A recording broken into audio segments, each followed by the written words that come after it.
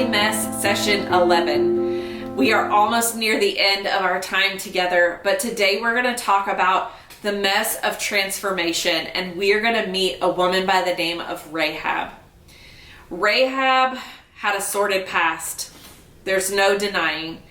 She lived a life of prostitution, whether it was by her own choosing or by circumstances that were beyond her control. We don't know. But here is what we do know. We know that when given the opportunity to choose God over her circumstance, she chose what was better. And here is the beautiful part of Rahab's story. You will learn all about Jericho and the walls and the rope and her story of how she met the spies. And all of those details are powerfully important. But for today in this video, I want us to talk about her transformation. You know, when we get wrapped up in who we used to be or who we are, we miss the possibility of who we can be. When we look at our past mistakes and past choices, we can begin to believe that we are not worthy of being used by God. I know that's how I felt. I believed for the longest time that my actions were good enough to get me where I needed to go. My behavior, my choices were all I needed. I believed that if I walked around with a "What Would Jesus Do" bracelet on my wrist, that it would be enough to earn me a spot in heaven, that it would be enough to gain me favor with God.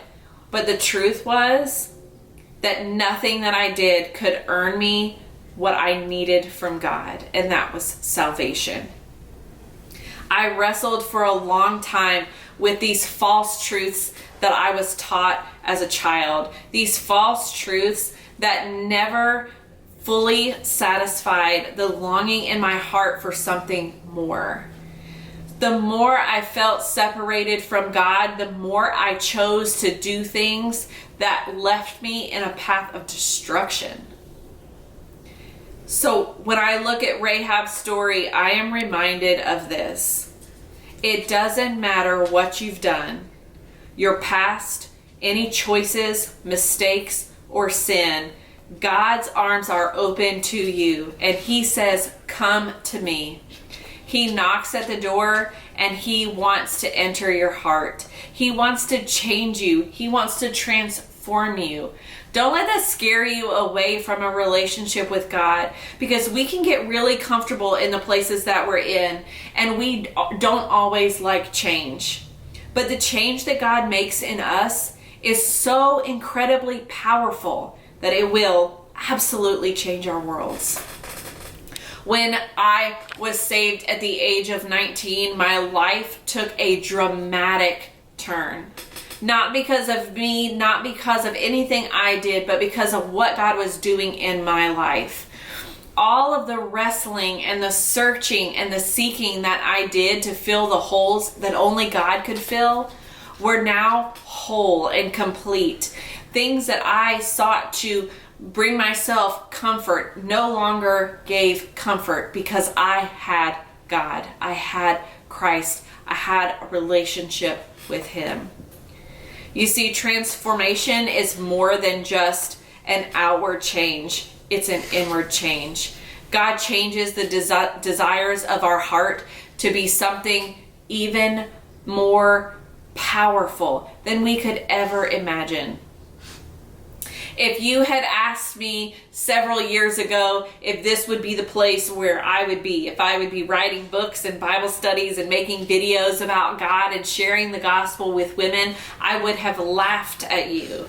I would have said there is no way that I would do any of those things. But it just goes to show that God sees something in us that we do not see in ourselves. So I want us to be reminded this week as we go out, this challenge I want you to take part in. I want you to ask this question: have I ever surrendered my life to Christ? Have I ever given Him all of my heart and all of my life? If you haven't, what an incredible gift that you will find in Christ. What a powerful transformation will take over your life. Look at Rahab's story and see how God redeemed her from messy and broken into something beautiful that He used to bring about Jesus. He used to mother a child who would be a part of the line of Christ. God can do anything with a messy woman who surrenders it all.